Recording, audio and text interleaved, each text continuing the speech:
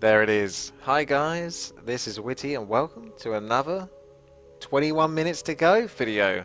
This is a first impressions video series where I play through the game with 21 minutes to go and I give you my opinions and thoughts as we go through the game.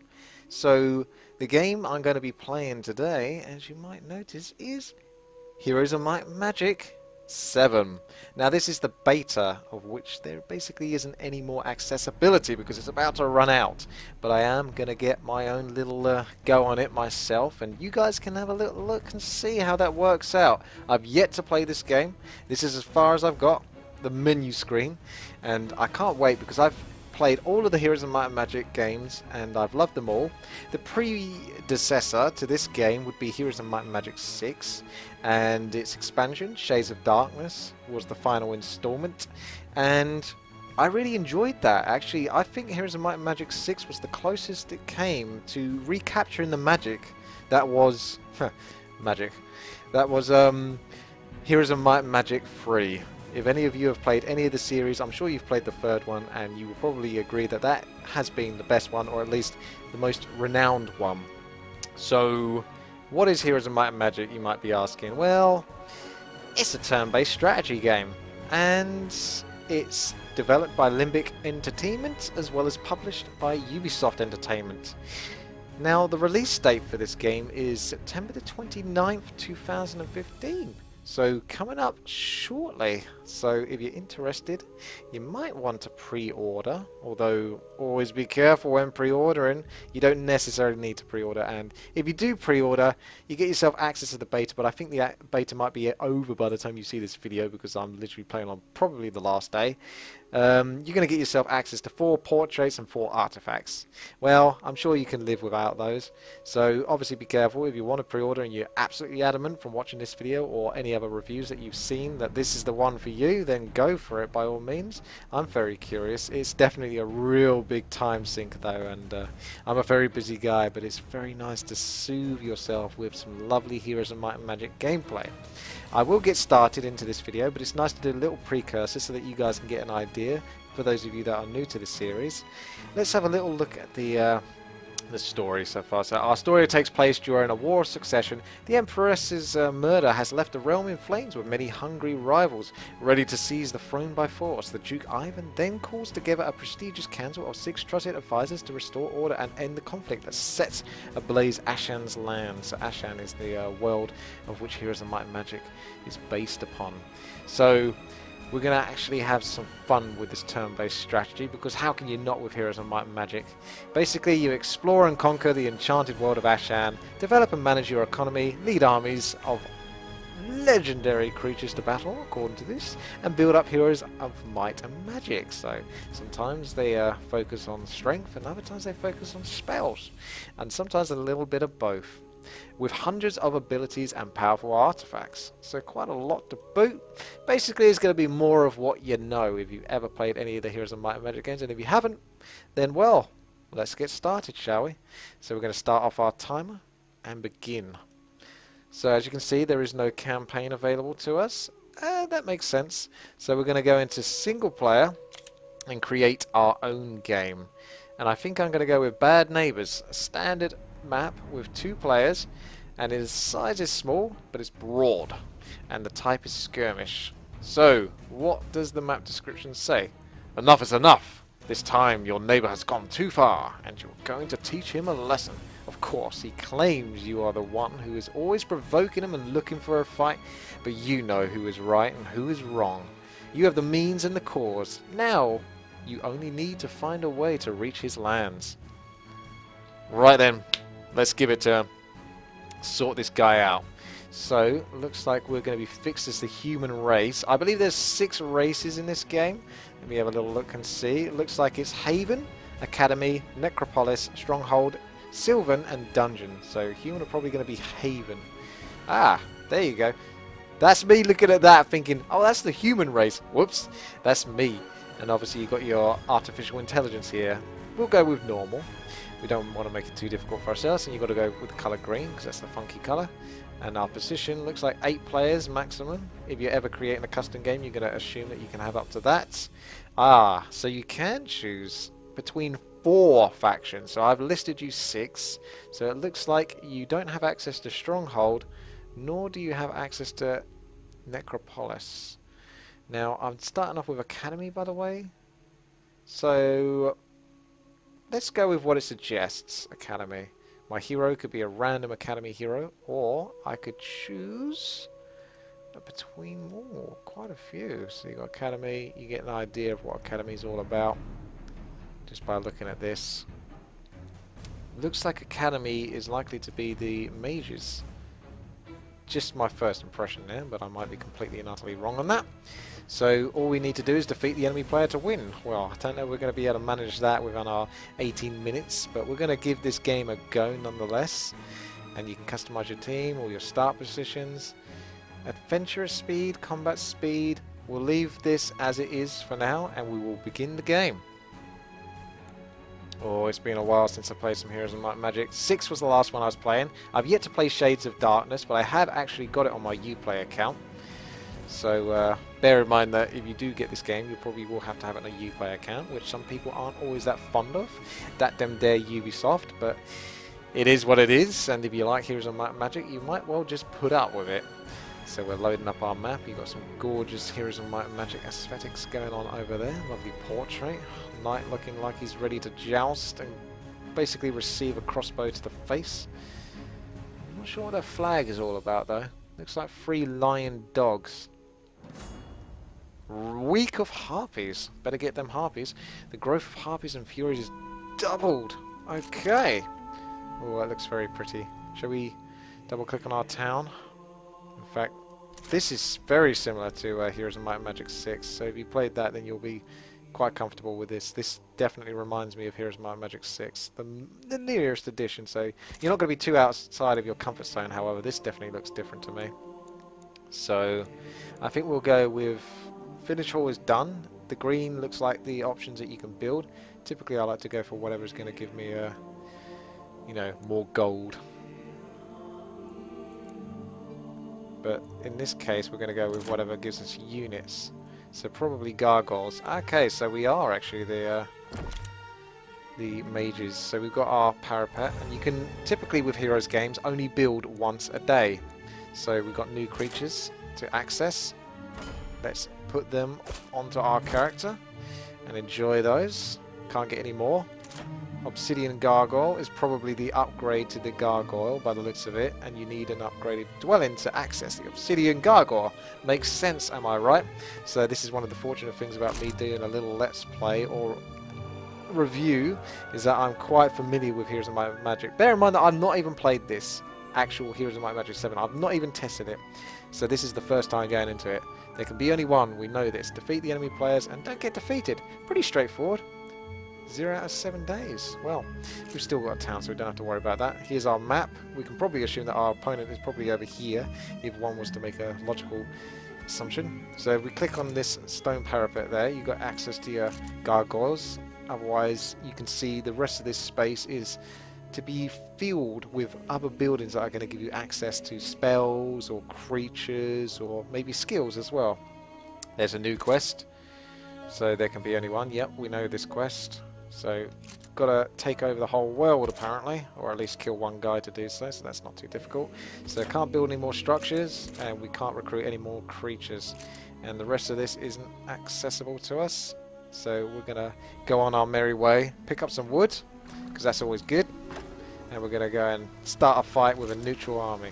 So we can either do quick combat, or we can go into start combat. Now, the beauty of Heroes of Might and Magic is you can either play it how you want. You can either be very specific, start combat, and probably be more effective and lose less units than if you use quick combat, but you have to obviously go through the combat itself, which can sometimes take quite a lot of time. So for our first fight, we're going to start the combat, and we're going to see just how it looks. Place your creatures on the battlefield. So we've got our gargoyles here. Let's keep everything close together. These are our units. A caber, he's a core creature. Little guy with a little bit of damage. He does half attack range, so I'm not sure if he's a ranged character. Ah, okay. Bear in mind that. He's vulnerable to water, so these are his conditions, and this creature cannot be targeted, cannot be the target of negative fire spells, so basically he deals well with fire casters. Here's our golem by the looks of it, so he's immune to all kinds of movement reduction. He's going to be a big, tough guy, so might want him at the front. And we've got our gargoyle, which is probably going to be able to move quite fast. Yes, yes indeed. And he is immune to quite a lot of shizzle as well, so we're looking quite good. We've got our stuff placed, so let's press start combat. There's our opponents. Gives you an idea of the battlefield. You can zoom in, you can zoom out. And looks like the Djinn. Oh no, you're casting from over there, are you? Starting on my golem, huh? Let's have a look, see. Don't know if we can move the camera angle around a little bit here. Oh, we can twist and turn the battle just in case you want to see a little bit more clearly, or we can just reset it. So this will help you basically, you know, in navigating those awkward spots where you might not necessarily be able to tell what is going on. So this guy looks like he is a ranged guy. Let's have a look at our hero here. And what can she cast? Can she cast Firebolt right now? Because if she can, that's pretty nifty. I think I get to use my hero turn whilst I've got this character, so I'm not exactly sure how the combat's going to work in this, because it's worked differently in previous hero games, but we're going to go for the guys at the back. See how they like that. 5 of them down, did 146 damage, very specific. Now we can try to attack them, but the damage modifier looks like we're only going to be doing, what, 0.47 damage to them, so not much compared to how much we would be doing here.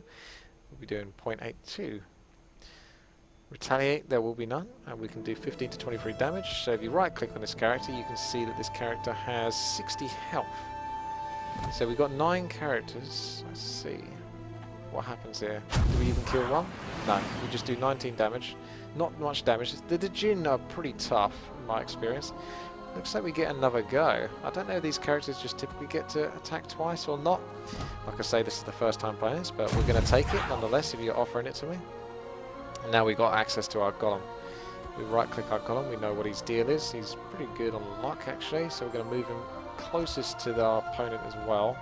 Must being able to get a good little bash here. Taking down one of those Djinns. And our gargoyles, well, they're going to want a piece of the action as well, so let's get them in there. Positioning is very important in a game like Heroes of Might and Magic, so bear in mind how you position your characters, especially when you're playing against an opponent with area of effect spells. You can sometimes screw yourself over by keeping your minions too close. Unfortunately this guy's getting a bit of a raw deal, so we can either cast another spell, or we can choose to attack. Let's see what happens if I attack. Looks like it's going to be a ranged attack, so not going to do as much damage if I basically use that, but we're going to see what it looks like. So if you do run out of mana, then you can always just use your basic attack, which doesn't seem to cost you any mana whatsoever. I can't kill them. I think my character's... We're going to carry on hurting the Djinn, because he's definitely quite a threat. Or she, by the looks of it.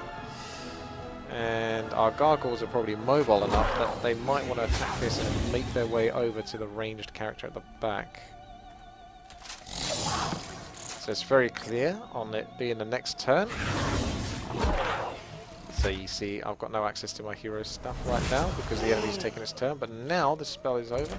Let's just do the firebolt. Well, actually, let's see if I can finish you off with an attack. No. So we're going to go into spells instead and fireball.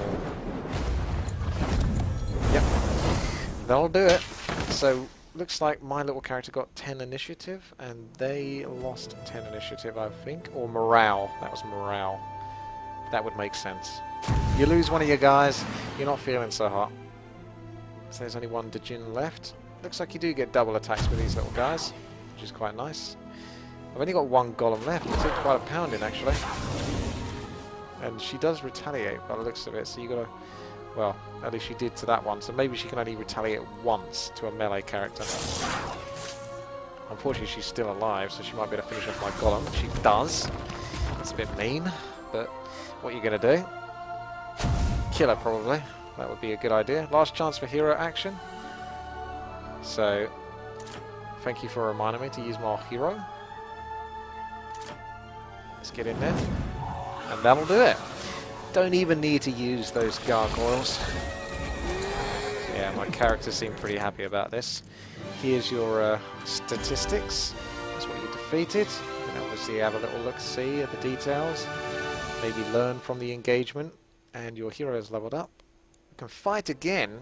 So that seems to assume that if you didn't like the outcome, you can redo it and perhaps only lose 5 golems and 4 of these cabers and no gargoyles rather. So you have a chance to do it better. But I think since we've got a limited amount of time, we're not going to worry too much about that. Now that we've cleared that camp, we've got access to the weaponsmith, which is going to give us a permanent +1 attack, which is good if we're focusing on damaging. So let's have a look at our skills. Oh my, this is quite detailed. Looks cool though. So click on a skill or ability to see its description. So fire magic, you've got ardent caster. These are the novice versions of fire magic, of which we have access to by the looks of it. So you can reduce your mana spells. Ah, these are skill points you can learn. So if you want to go into fire magic, you learn that. Maybe once you've unlocked one of those, or all 3 of those, then you can unlock expert. I'm not exactly sure. It requires 1 ability from fire magic, so you only have to put 1 point into this. Or you've got Metamagic, which looks like each spell the hero casts increases Metamagic. So it's 4 periods. Start of each combat round, all friendly creatures get arcane shield.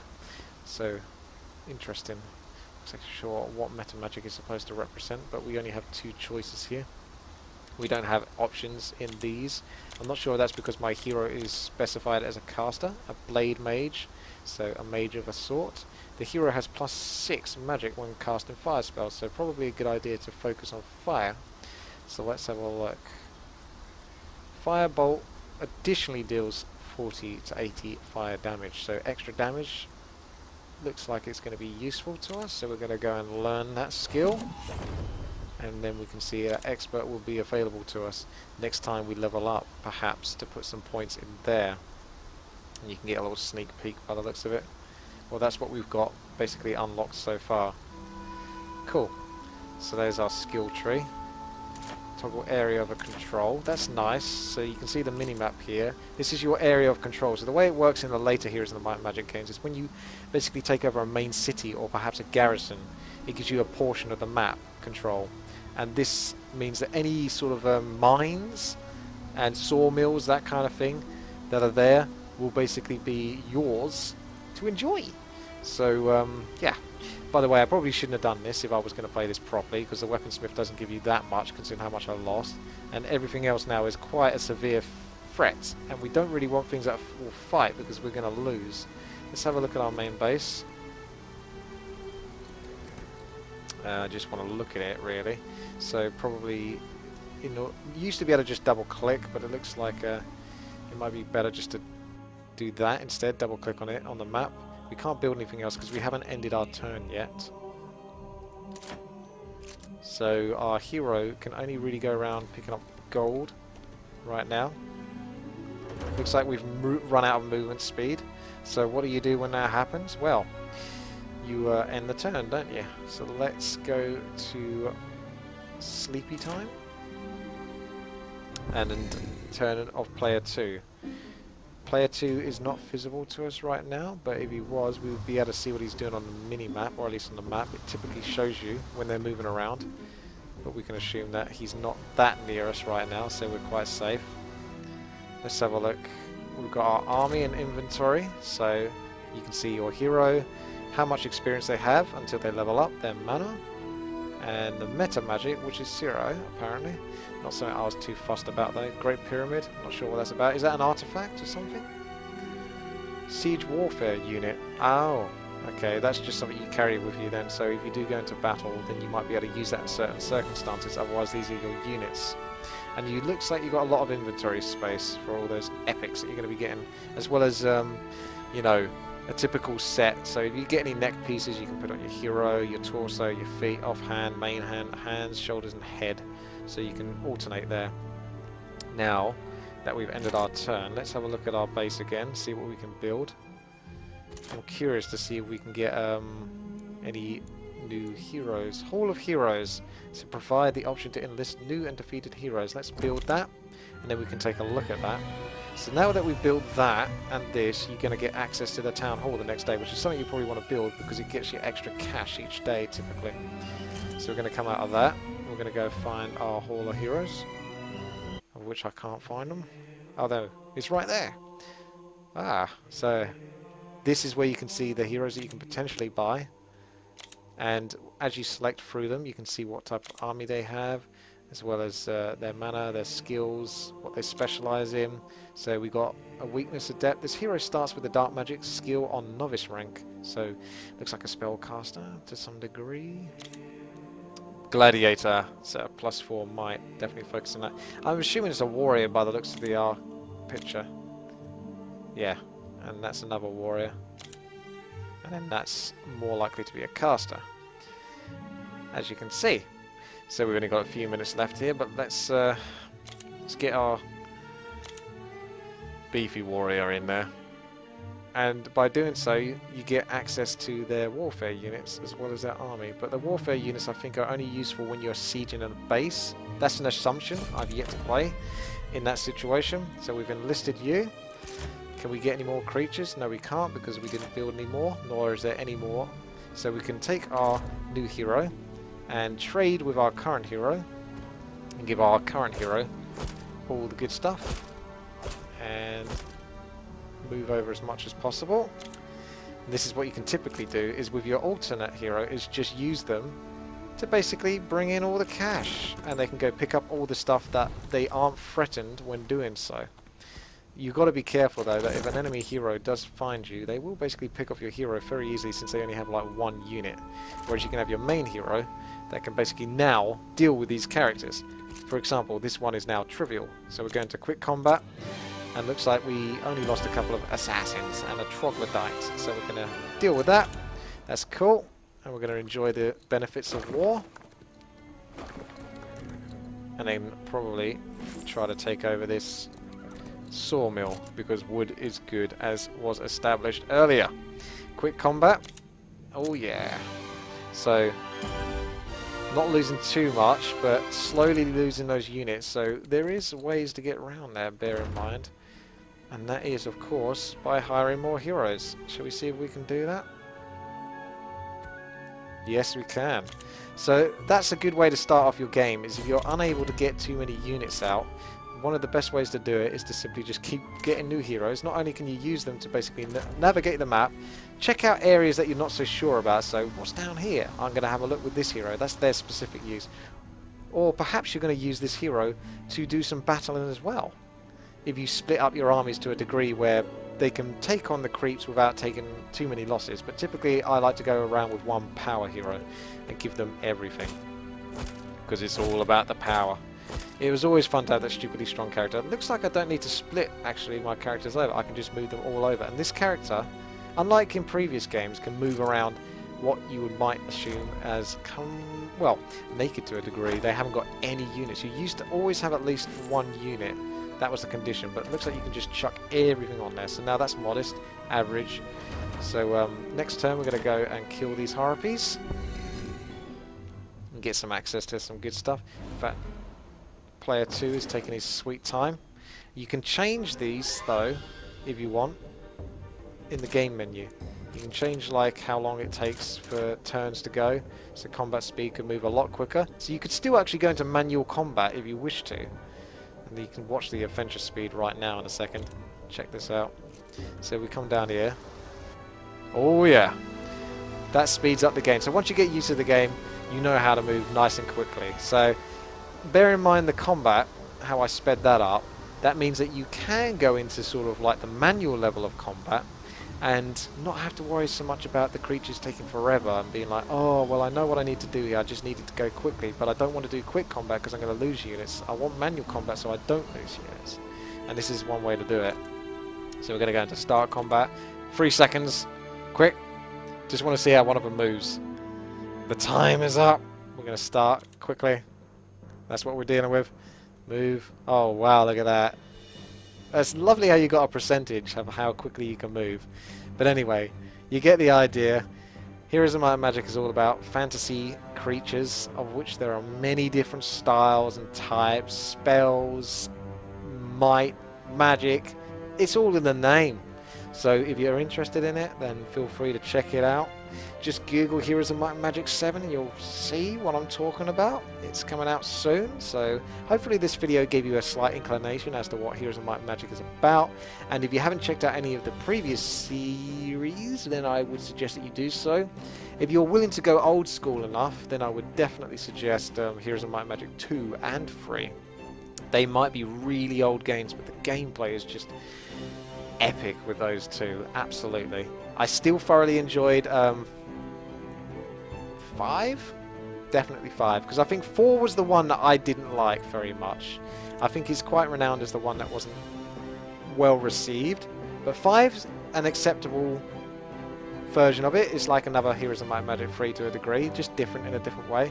It's got the first one that brought in like real 3D elements to the game, and then 6 basically harnessed it a little bit better, like I say. So 6 was the predecessor to this, and this looks a lot like 6. So if you like 6, or just Heroes of Might and Magic in general, you're probably going to like this. So thank you very much for watching. I hope you enjoyed this video. If you did, then please thumbs up the video, share it with others if you think they'll find this useful. And let me know what you think in the comments section below. Are you looking forward to Heroes of Might and Magic 7? What do you think about it? What did you think of this video series? Is it something you're enjoying? Is it something you hate? I don't know. Let me know. Anyway, take care guys. This has been WTii, and I'll see you later.